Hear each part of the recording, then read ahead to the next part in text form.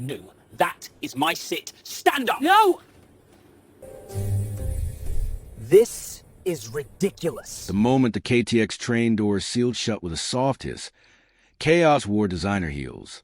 "Excuse me, this is my seat." A sharp, irritated voice sliced through the quiet hum of the first-class cabin.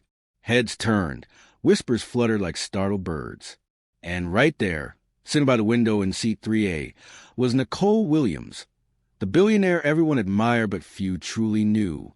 Short braids framed her face perfectly, diamond studs glinting in the cabin light. Her knee-length emerald gown hugged her curves elegantly. She looked calm, sipping bottled water as if the shouting wasn't happening inches away. The man glaring at her was breathtakingly handsome. Tall, dressed in white from neck to shoe, sharp jawline, piercing eyes. The kind of face that had never heard no before. But his tone? Arrogant, spoiled, entitled. "Miss." The train attendant rushed over, eyes darting nervously between them. "Please, let's keep our voices down." "Keep our voices down," he scoffed. "This is my window seat. How could a random woman just take it? Do you people not know who I am?" Nicole finally looked up. Her dark eyes sparkled, not with fear but amusement. "Random woman," she repeated softly, her American accent clear and sharp. "Oh, honey, if you only knew." The attendant stammered. Maybe she could move? No. Nicole interrupted, placing her tablet down neatly. "Why don't you move him since he's allergic to sitting beside excellence?" Gasps scattered across the cabin. The attendant blinked in horror. The man's nostrils flared. "You don't talk to me like that." "Oh, but I just did," she said smoothly, a smile tugging at her lips. "Now, either sit down or call your mother.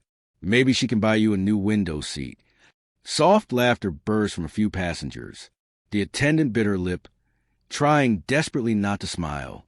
The man glared at her, chest rising and falling. For the first time in his privileged life, he didn't know what to say. With a muttered curse in Korean, he dropped into seat 3B beside her, folding his arms like a sulking child. Nicole didn't look back. She returned to reading, completely unfazed. "Don't worry," she murmured, eyes still on her tablet. "I won't steal your view." The entire cabin went quiet after that. The KTX glided smoothly toward Busan, cutting through the Korean countryside at over 300 kilometers per hour. When they arrived at Busan Station, Nicole stood first, gathered her designer handbag and carry-on, and walked off the train without a word. The man followed closely, still fuming. At the station lobby, she pulled out her phone and made a call. "Hi, this is Nicole Williams from N&K Empire. I just arrived in Busan. Where do we meet?" A phone rang a few feet away. She turned slowly.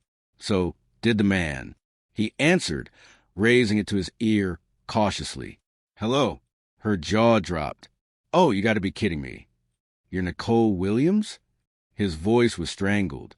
She folded her arms, her curves accentuated by the way she stood. "And you must be Kong Miho, the spoiled heir who's been sending my team half-baked proposals." He blinked. "You're the investor?" "Correction," she said, stepping closer, voice calm but razor-sharp. "I'm the billionaire investor who sat in your window seat.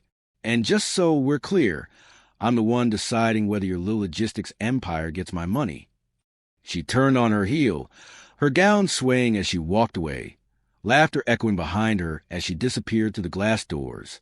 That night, Kong Miho couldn't sleep. The humiliation replayed in his mind on loop, not because she'd embarrassed him, but because she'd done it so gracefully. He had grown up in power. The youngest son of Kong Industries, one of South Korea's largest international logistics conglomerates. People bowed, flattered, worshipped him. But she looked him in the eye and saw right through the golden noise.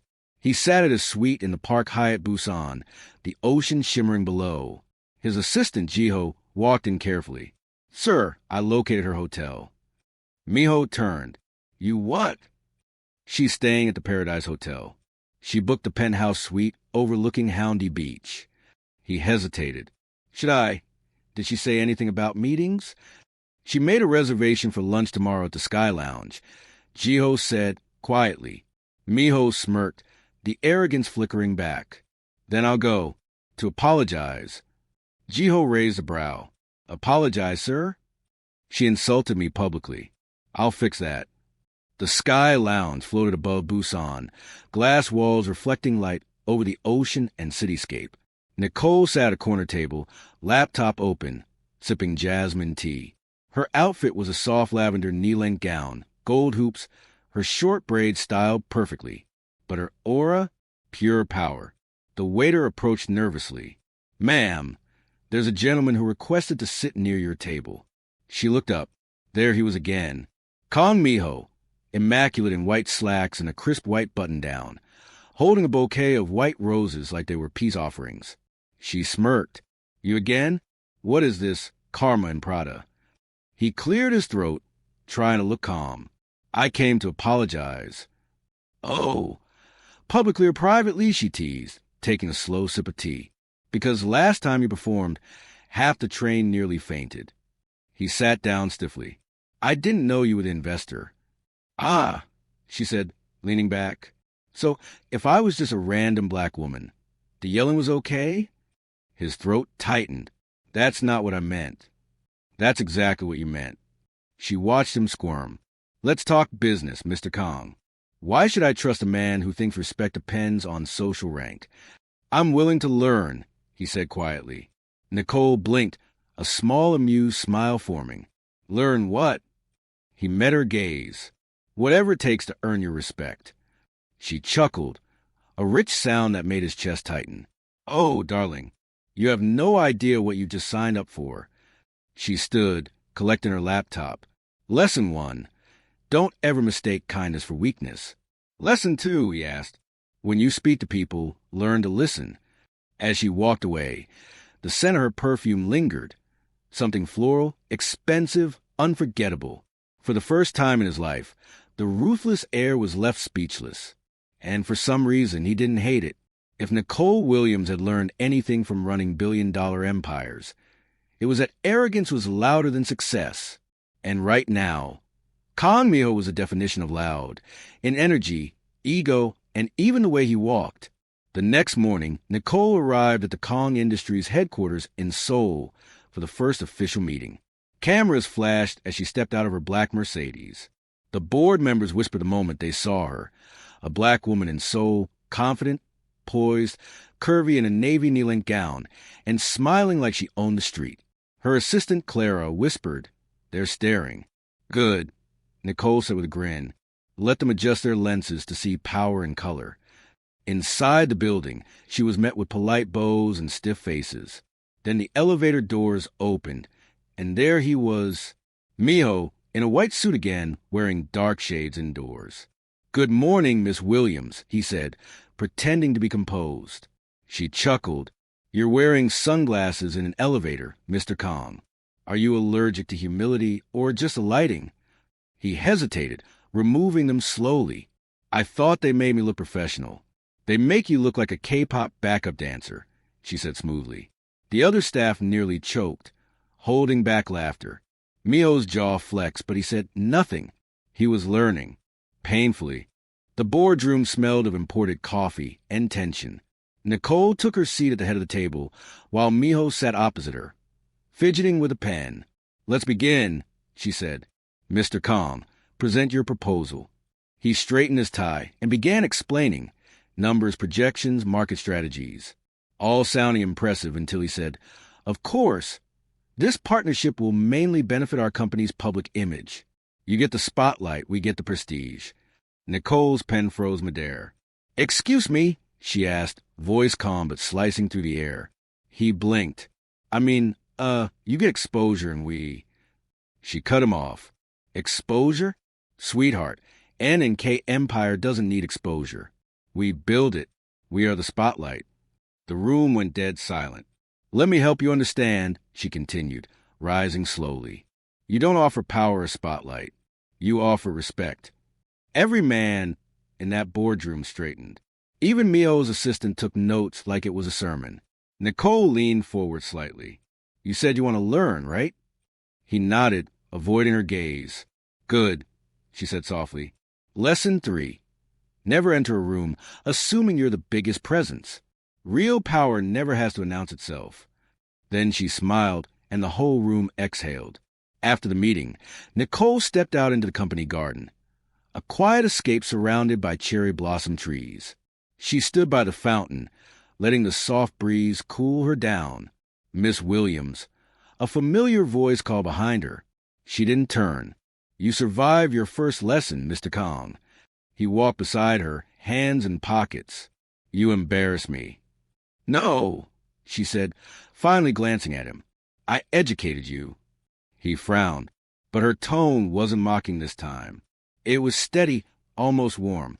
"Do you always talk like that?" he asked. "Like what?" "Like you already know everything." She chuckled. "When you built something from scratch and watch men like you doubt you every step, you learn to sound sure, even when you're not." He looked at her differently then, less annoyed, more intrigued. "I'm not used to being spoken to like this," he admitted. "That's because people around you fear your name," she said. "I don't. I respect it, but I won't worship it."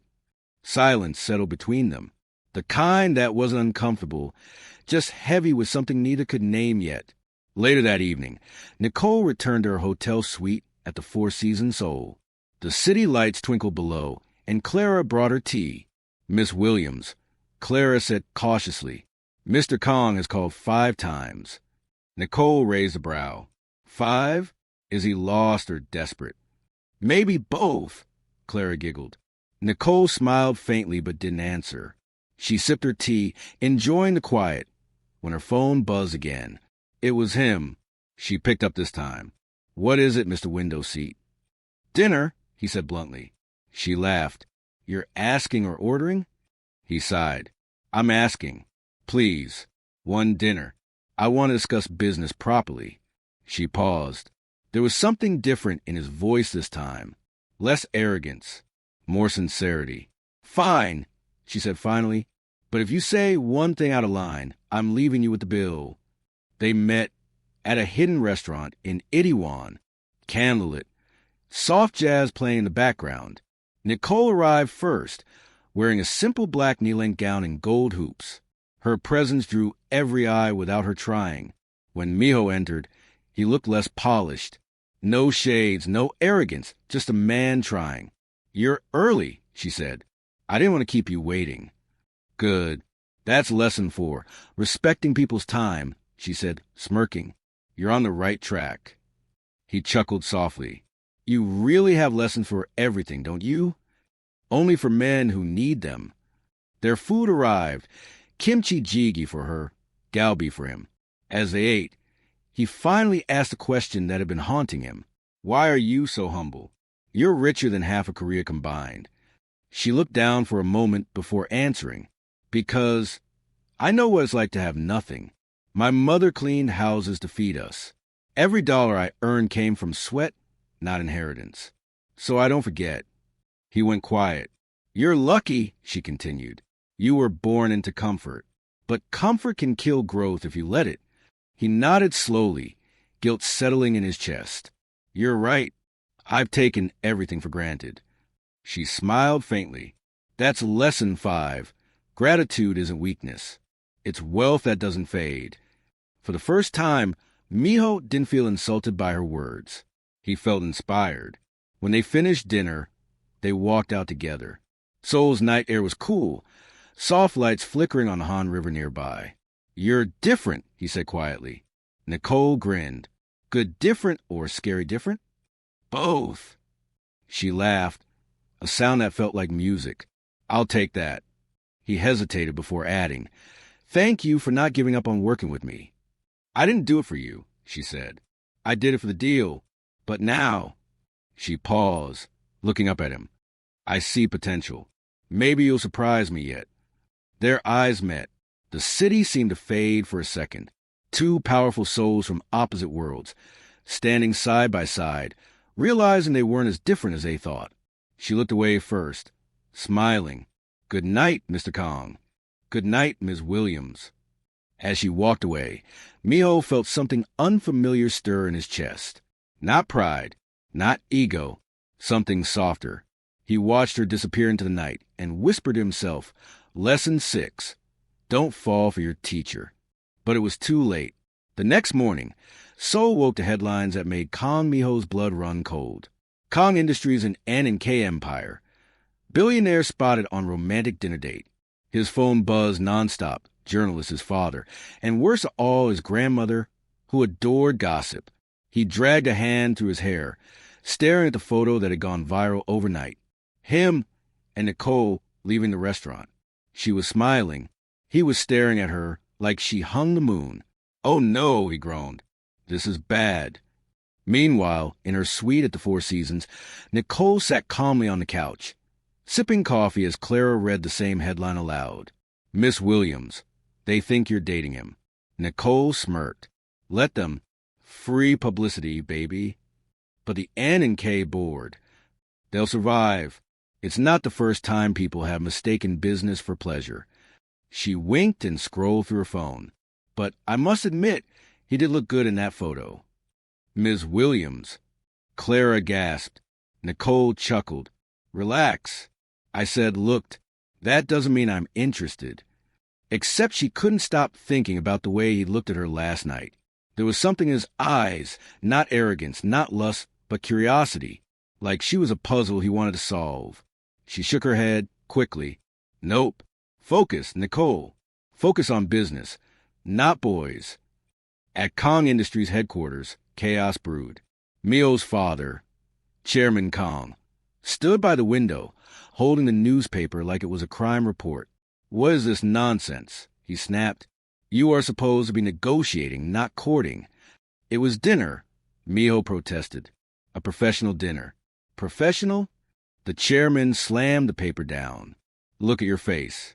You're smiling like a fool in love. I wasn't smiling. Yes, you were. Miho groaned, covering his face. A BOG, please. I'm trying to fix this deal. The old man's eyes softened slightly. Then fix it, and keep your heart out of it. But Miho already knew that would be the hardest part. 2 hours later, Nicole walked into Kang Industries' office again, calm, radiant, completely unbothered by the chaos she'd unintentionally caused. The staff whispered as she passed, her rust-colored knee-length gown swaying with each step. That's her, the American billionaire. She flashed them her signature smile. Good morning, beautiful people. Don't look so nervous. I don't bite unless it's bad coffee. The whole floor laughed quietly, tension melting away. When she entered Mio's office, he looked up from his desk like a man caught stealing candy. You've seen the headlines, he said. I'm so sorry. Sorry for what? She interrupted smoothly. For having dinner or for being caught looking like you wanted dessert? He choked. Excuse me. She laughed, sitting across from him. Relax, Mr. Kang. I'm just teasing. You call that teasing? You should hear me when I'm serious. He blinked, trying not to smile. You enjoy making me nervous, don't you? Oh, absolutely, she said, leaning back. It's my new hobby. Then her tone softened. But on a real note, don't let gossip ruin your focus. We have work to do. He nodded. I understand. Good, she said. Lesson 7. Never defend rumors. Outshine them. Later that day, they visited one of Kang Industries' logistics warehouses together. Workers lined up to greet them. Cameras followed their every move. Nicole asked smart questions, observed the workflow, and even spoke to staff in simple Korean phrases she practiced. The workers loved her instantly. Miss Williams is so kind, one whispered. She smiles with her eyes, another said. Meanwhile, Miho watched her from behind, amazed. She didn't act like an investor. She treated everyone like equals, from janitors to executives. He followed her as she inspected a loading bay. You're different, he said quietly. Different how? Most investors only care about numbers. You care about people. She looked at him, expression soft. Because people make the numbers. Miho, you protect them, they protect your empire. He swallowed hard. You really mean that? I built N&K Empire on that truth. I hire character, not just talent. Something about her words hit deep. He'd inherited wealth, but she'd built hers, brick by brick, lesson by lesson. He smiled faintly. Lesson 8. She laughed. You're learning fast. After the factory visit, they got back into the car. Seoul's skyline stretched wide ahead. So, Miss Williams, Miho said playfully, how would you rate my progress as a student? Nicole grinned. You've improved. Still a little spoiled, but I see potential. Only a little? Okay, fine. A lot. You still look like a man who sends his laundry to Paris. He burst out laughing, loud, genuine, unfiltered. It startled even the driver. Nicole glanced at him, surprised by the sound. You should laugh more often. It looks good on you. He looked at her quietly for a moment, then said softly, You look good on me. Her eyes widened. Excuse me? He smiled mischievously. You look good today. As in professional. Business good. Corporate excellence. She shook her head, laughing. Nice save, Mr. Window Seat. That evening, they stopped at a local street market in Mindong before heading back. Nicole wanted to see real Seoul. Vendors recognized Miho instantly, bowing nervously. But Nicole just smiled and joined the crowd, buying tteokbokki from an old lady and joking in broken Korean. The old lady laughed, handing her extra fish cakes. Beautiful foreign lady, you have kind heart. Nicole bowed slightly. Gamsahamnida. When she turned, Miho was staring at her again. Not in admiration this time, but in wonder. You've been in Seoul 1 week, and you're already more loved than me, he said. That's because I'm lovable, she teased. You look like you charge people for breathing near you. He grinned. Maybe I just needed the right teacher. Nicole chuckled. Careful, Mr. Kong. You're starting to sound charming, and that's bad for my peace of mind. Why? Because they shared a laugh that lingered longer than it should have. Later that night, after he dropped her off at the hotel, Miho sat in the car, staring at the building. Jio, his assistant, glanced in the rearview mirror. Sir, you've been sitting here for 10 minutes. I know, he said quietly. You like her, don't you? Miho sighed. I think I'm in trouble. Jiho smirked. Big trouble. He looked up at Nicole's suite. A light was still on. He smiled faintly, remembering her laughter, her boldness, the way she made him feel like he wasn't just the heir, but a man with purpose. Inside, Nicole stood by her window, sipping tea, looking down at the city. She didn't know he was still there, watching. She whispered to herself, You're learning fast, Mr. Kong. Just don't learn to love me. Because deep down, she knew, once he did, it would change everything. Nicole never liked chaos. But this morning, Chaos wore a designer suit, carried a Kong Industries badge, and had cheekbones sharp enough to slice glass. Kong Miho burst into her suite without knocking. His usually flawless hair was in rebellious disarray, and his phone wouldn't stop ringing. Nicole, have you seen the news? She looked up from her breakfast, sipping orange juice like a woman, without a single problem in the world. Morning to you too, Mr. No Manners. He held up his phone helplessly.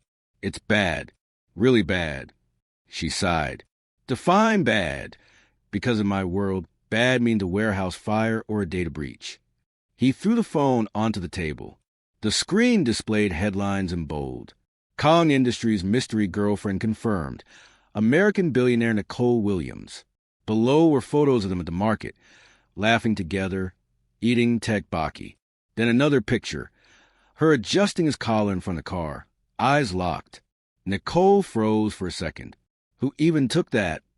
The whole country, apparently, Miho said, pacing. The board thinks it's real. My father is furious.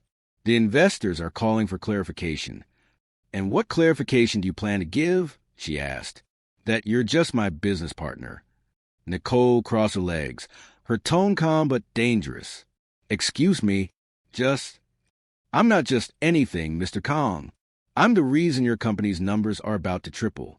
He stopped pacing, realizing how his words sounded. That's not what I meant. She raised an eyebrow. Then choose your words wisely. You're dealing with N and K Empire, not your childhood nanny. He sighed, running a hand down his face. You're right. I'm sorry. It's just, this is going to destroy my reputation. Nicole chuckled softly. You mean your Playboy reputation? That one. He stared at her. You're enjoying this, aren't you? Oh, very much, she said with a grin. But I also know how to fix it. He tilted his head. Fix it. Yes, she said, standing up. We give them what they want. He blinked. What do you mean? She smirked. We pretend it's real. There was silence for a few seconds, long enough for him to wonder if she was serious. Fake dating, he said finally. Exactly, Nicole replied. If we confirm we're seeing each other, the press will calm down and investors won't panic. Then we announce a mutual focus on business later. It'll save face for both sides. He stared at her in disbelief. You want me to pretend to be your boyfriend? Don't act like it's a tragedy, she teased.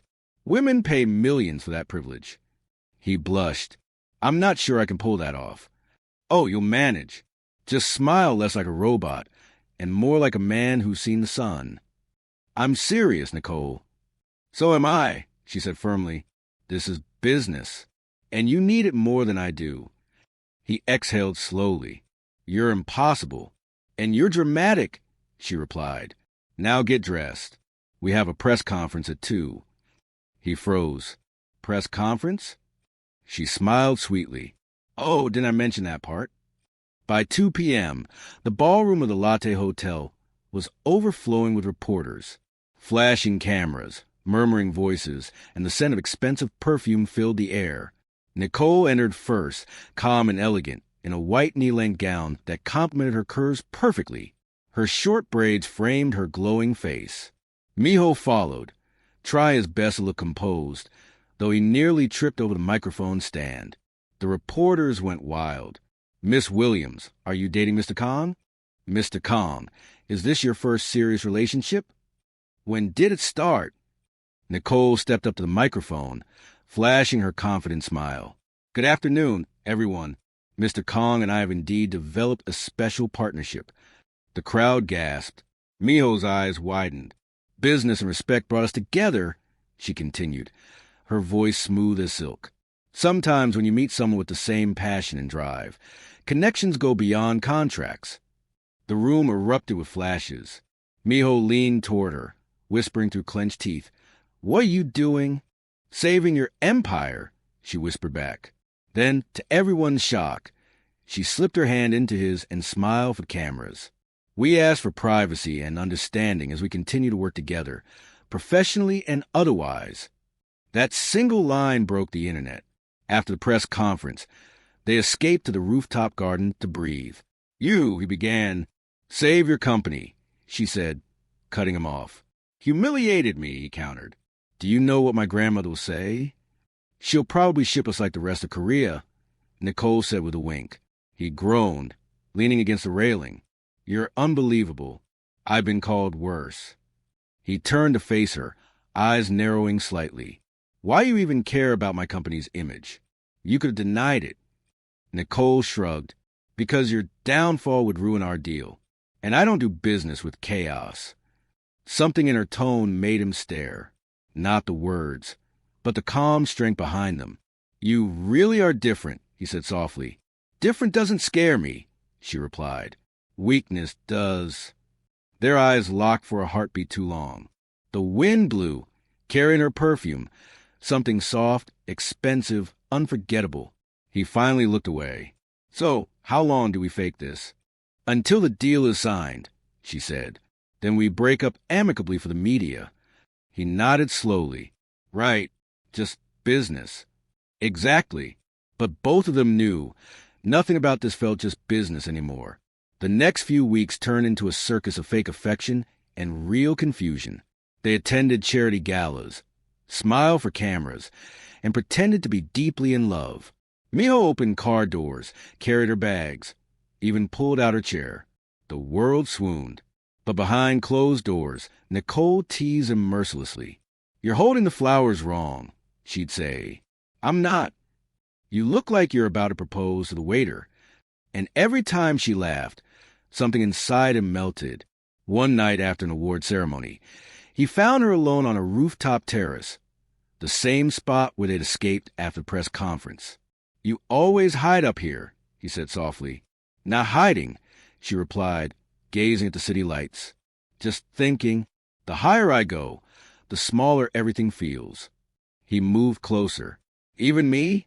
She smiled faintly. "Especially you." He laughed under his breath. "You're dangerous, Nicole." "I've been told." "Because I think I'm starting to like you." The air froze between them. Nicole turned slowly to face him, eyes steady but voice gentle. "Don't, mijo." "Why not?" "Because this is a business agreement. What if it's not anymore?" She looked at him, really looked at him. The spoiled heir who'd grown humbler, softer, more human in just weeks. Then she whispered, "Then we're both in trouble." That night, Miho couldn't sleep. He kept replaying her smile, her scent, her voice saying his name. Meanwhile, Nicole sat by her window again, scrolling through pictures of them online, pretending to laugh, but secretly realizing the danger of what was happening. This was supposed to be fake, but it was feeling a little too real. When Nicole got the invitation, she almost tore it in half. Kong Industries and N&K Empire are invited to the Asia-Pacific Logistics Summit, Jeju Island. A full week of business meetings, luxury dinners, and networking. But the real catch was written in small print. Each company representative will share accommodation with their project partner for better collaboration. Nicole reread that line 5 times. "Oh, they've lost their minds," she muttered. Clara, her assistant, giggled. "You and Mr. Kong in one suite? I see fireworks coming." "Not the romantic kind," Nicole said flatly, tossing the letter on her desk. "More like explosions and casualties." 2 days later, she boarded a private jet to Jeju Island, looking effortlessly chic in cream trousers, a silk blouse, and shades that screamed, "I run empires and I don't do drama." Meanwhile, Mio showed up at the airport in casual jeans and a white shirt, smiling like he'd just won the lottery. "Excited?" he asked, walking beside her. "For the conference?" "Yes." "For you?" "No." "Ouch," he said, clutching his chest dramatically. "You wound me. You'll live." "I always do," he said with a wink, sliding into the seat across from her on the jet. Nicole rolled her eyes, muttering under her breath, "Why did I agree to this again?" "Because," he said smoothly, "you secretly enjoy my company." She laughed. "You're a confusing amusement with affection, Mr. Kong. Keep telling yourself that, Miss Williams." Jeju Island was paradise. Blue waves, white sand, the air smelling of sea salt and money. The resort was breathtaking. Glass walls overlooked the ocean and flowers lined marble walkways. A small orchestra played soft jazz near the lobby as they checked in. "Welcome, Mr. Kong, Miss Williams," the receptionist said, bowing.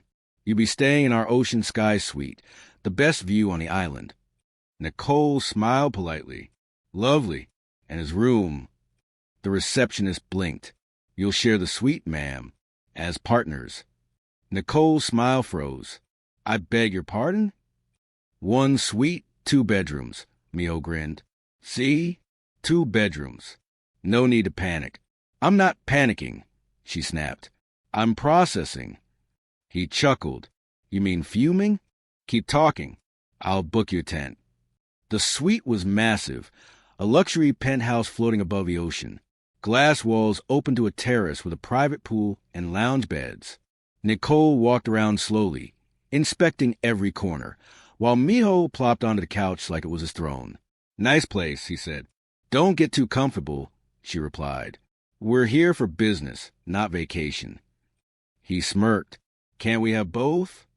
"No." "Fine. Then can I at least swim? Do I look like your mother?"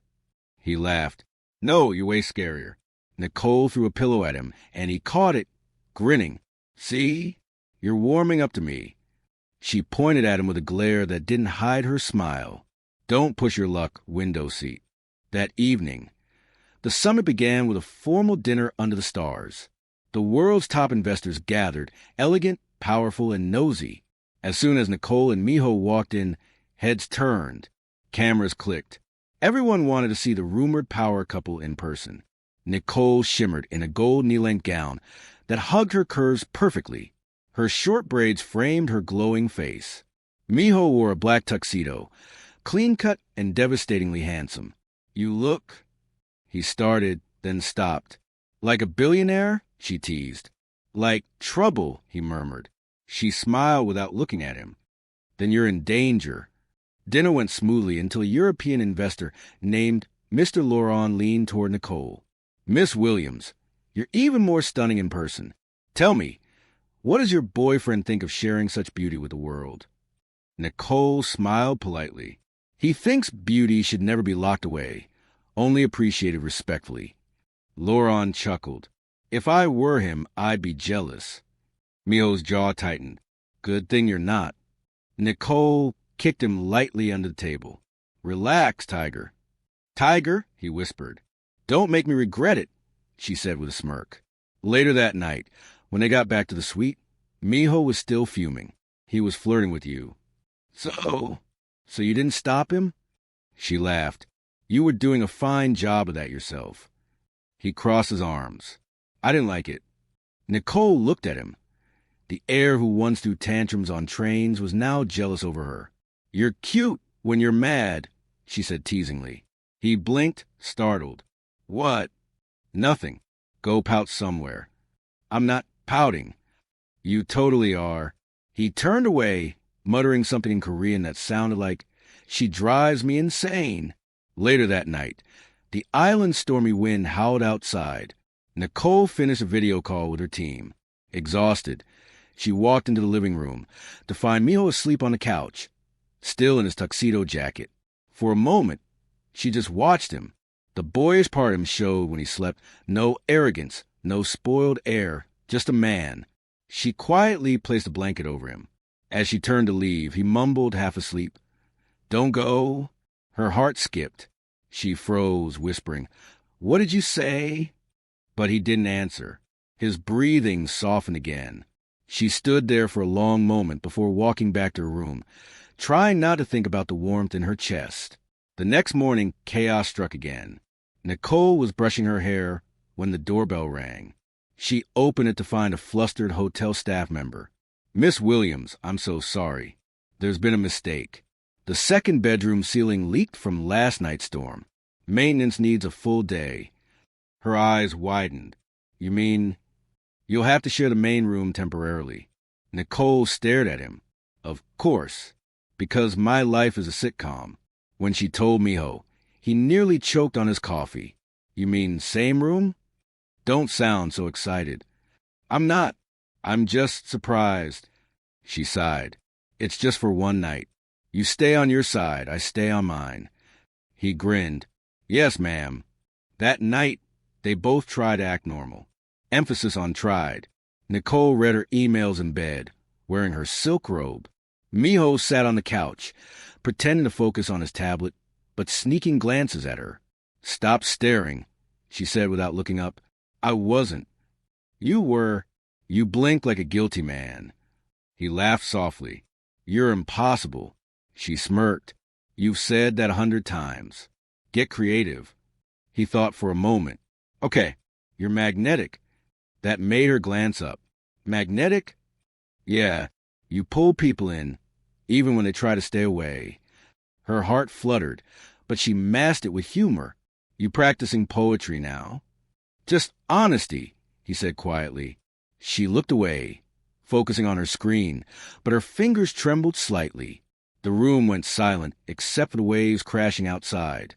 Finally, he stood up, walking to the balcony. "Sometimes I think meeting you was supposed to humble me," he said. "And maybe it did." Nicole turned her head slightly. "That's called growth." He looked back at her, smiling faintly. Or falling. Their eyes met again, too long, too deep, too dangerous. Neither spoke, but something had shifted. That night, when they finally fell asleep, him on the couch, her on the bed, the distance between them felt smaller than ever. The next morning, Nicole woke up early and found him already making coffee, hair messy, wearing just a plain t-shirt and sweatpants. He looked nothing like the polished heir she'd first met, and everything like a man who had quietly become her peace. "Morning," he said softly. She smiled. Morning window seat. He laughed, and she did too. For the first time, the sound felt like home. And somewhere deep down, Nicole realized the line between fake and real had already disappeared. The morning sun reflected off the turquoise ocean, sparkling like scattered diamonds. Nicole sipped her coffee on the suite's balcony, her mind running to the final presentation for the summit. Beside her, Miho was unusually quiet, fiddling with his tie as if it were a puzzle. "You're quiet," Nicole said, not looking at him. "Thinking," he muttered. "About what?" "About surviving today without embarrassing myself in front of the investors." Nicole turned sharply, a teasing smirk curling her lips. "Survive? My dear spoiled heir, you'll do more than survive. You might even impress." He scoffed, but a small, reluctant smile tugged at the corner of his mouth. The summit was in full swing. Investors from around the world crowded the hall, glassy-eyed with curiosity as Nicole and Miho walked in. Cameras clicked. Whispers filled the air. Every eye followed them, not just because of the rumors, but because Nicole owned the room. Her presence radiated power, confidence, and a hint of mischief in her burgundy knee-length gown.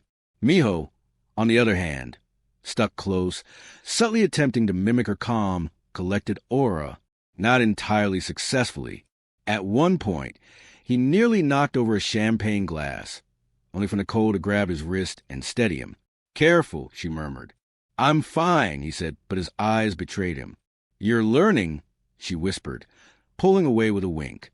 By midday, the tension between their companies had peaked. A rival investor from Tokyo tried to corner Miho, questioning N and K Empire's methods, but Nicole stepped in, calm and eloquent, laying out her empire strategy with authority. Every word left the room impressed and the rivals speechless. After the meeting, Miho couldn't hide the awe in his eyes. "You make it look so easy," he admitted, his tone husky. Nicole smirked. "It is easy when you know your empire is flawless." He laughed softly, shaking his head. "You're impossible." "And you're adorable when flustered," she shot back. The final dinner was held on the resort's rooftop, overlooking the moonlit ocean. Twinkling fairy lights draped across the terrace, casting a warm glow. The summit's deals had been signed. N and K Empire would secure a joint venture with Kong Industries, and every investor seemed satisfied. Miho walked beside her, still in his black tuxedo, looking like a man who had grown just a little taller in her eyes. "You did amazing," he said quietly, leaning close so only she could hear. "Of course I did," she replied lightly, though her heart fluttered at his proximity. "No," he insisted, gripping her hand gently. "You outdid yourself. And I couldn't have done it without you." Nicole raised an eyebrow. "Without me?" "Yes," he said seriously. I want to ask you something." She tilted her head. "Curious. Go on." Miho took a deep breath, stepping closer, so the sea breeze tossed her braids gently. His voice was low, intense. "Nicole, will you go out with me?" Her eyes widened, and then she burst out laughing. "You're serious?" "Dead serious," he said, his hand brushing against hers. Nicole shook her head, still smiling. "Listen, Miho, I'm a queen. I run an empire. I don't go out. I rule." He frowned, disappointed but still persistent. "So that's a no?" She mused, letting the word drag out, her smile teasing. "Yes, that's a no. For now." Miho's expression shifted from hopeful to mischievous. "For now," he repeated, eyes glinting. "Yes," she said confidently. "I'm not your girlfriend. I'm your business partner. And your worst nightmare." He laughed, a low, throaty sound that made her pulse race. Then, without warning, he leaned in and kissed her. It was brief, electric, and impossible to ignore. Nicole froze and carefully, deliberately kissed him back, just long enough to leave him breathless, but not enough to surrender her throne. When they pulled away, she straightened her shoulders, regaining her composure instantly. "See," she said, brushing her hair behind her ear. "I'm still queen." He chuckled, holding her gaze. "Yeah, but maybe you're a queen I want to get close to. And maybe I like being close enough to scare you." she replied, a playful glint in her eyes. The night ended with them standing on the rooftop, watching the ocean glitter beneath the stars. For the first time, the line between work and desire blurred. Miho had learned humility, patience, and a little restraint, and Nicole had discovered that even the most spoiled air could make her heart skip. "Tomorrow," she said softly, "we go back to Seoul." "And then?" he asked, stepping closer. Nicole smiled, confident and untouchable. "Then we see who's the real ruler of this empire." Miho laughed, resting his forehead against hers. "I think I already know, but I'm willing to learn." She kissed him lightly on the cheek, just enough to make him sigh in contentment. "And you," he whispered. "You," she teased, stepping back gracefully. "You'll survive. Maybe. If you behave," he grinned, brushing a thumb over her hand. "I'll try asking for a second kiss." Nicole laughed, the sound mingling with the waves below. "We'll see, window seat. We'll see." Back to Seoul. Seoul was humming like a living thing, skyscrapers glinting under the afternoon sun, and Nicole Williams was in her element. Her heels clicked sharply against marble floor of the N and K Empire headquarters, echoing her authority. Investors from across the world had flown in. Cameras followed her every step, and assistants hustled past with reports, tablets, and coffee. Miho walked behind her, hands stuffed into the pockets of his tailored navy suit. Despite his calm exterior, his eyes darted constantly, trying to match her stride. "You're late," Nicole said without turning, a teasing lilt in her voice. "I was considering dramatic entrances," he said smoothly, but she could see the flush in his cheeks. "You'll never out-drama me," she said, smirking. "Remember Jeju?" He groaned. "I'm still recovering from the Ocean Sky Suite incident." "How dare they force us to share a room with a view?" she mocked. "Shared the view, not the bed," she corrected, raising a brow. "Small victories, window seat." He laughed despite himself. "Fine, small victories, but you're still impossible." "And you still think that's an insult?" she said, clicking the elevator button. The elevator opened to a frenzy. Reporters, investors, and even a few curious employees whispered at the sight of the power duo. Nicole strode in confident, her hair perfectly styled, her navy knee-length gown immaculate. Miho followed, looking both exasperated and proud. "Smile," she whispered, adjusting her blazer. "Professionalism." He gritted his teeth, but managed a half-smile. "Smile. Professional." She laughed softly. "Not quite, but I'll take it. Lesson 28. Never underestimate my ability to ruin your cool exterior." "Lesson noted," he muttered, shaking his head. Meetings went smoothly. Miho tried to contribute, but every time he opened his mouth, Nicole's confident presence stole the spotlight. At first, he was frustrated. By lunchtime, he had learned to appreciate it, even secretly enjoy it during a break. He approached her, leaning casually against a glass wall overlooking the city. "You really do have it all together," he admitted, voice low. Nicole glanced at him. "What's the catch?" "The catch?" he asked, frowning. "You're too perfect in front of everyone. No one sees the fun, chaotic side, except me." Miho's lips quirked. "You see it too well." "And you like that?" she teased. He didn't answer at first. Instead, he leaned closer, brushing a loose braid from her shoulder. "I like you," he said quietly. Nicole's heart skipped. "Do you now?" "Yes," he whispered, straightening and running a hand through his hair. "I like you more than I like winning deals. More than I like anything I've ever known." She raised an eyebrow, trying not to melt. "Cute speech, window seat. But I'm still queen here. You don't get to dictate the terms of my empire." He smirked. "I wouldn't dare. I just want a chance." "Chance?" she asked, playful. "To take you out properly. Not just rooftop kisses and accidental dinners." Nicole laughed, a light, musical sound that made him look at her, entranced. "I appreciate the offer, but the answer is no. I don't go out. I rule. That's what I do." Miho's smile didn't falter. "Noted. But maybe the queen needs a loyal subject anyway." "Loyal?" she asked, leaning closer. "You're lucky I even tolerate you in my office." "Then let me earn it," he said, The tension was unbearable, sweet, electric, teasing. That evening, the office rooftop was theirs. So glittered beneath them, lights reflecting in the glass towers like stars brought to earth. Nicole leaned against the railing, arms crossed. You know, you've improved a lot in the past few weeks. I almost don't recognize the arrogant brat from the train. Miho grinned. Almost. Yes, almost, she said, smiling. There's still room for improvement, mostly in humility and personal space.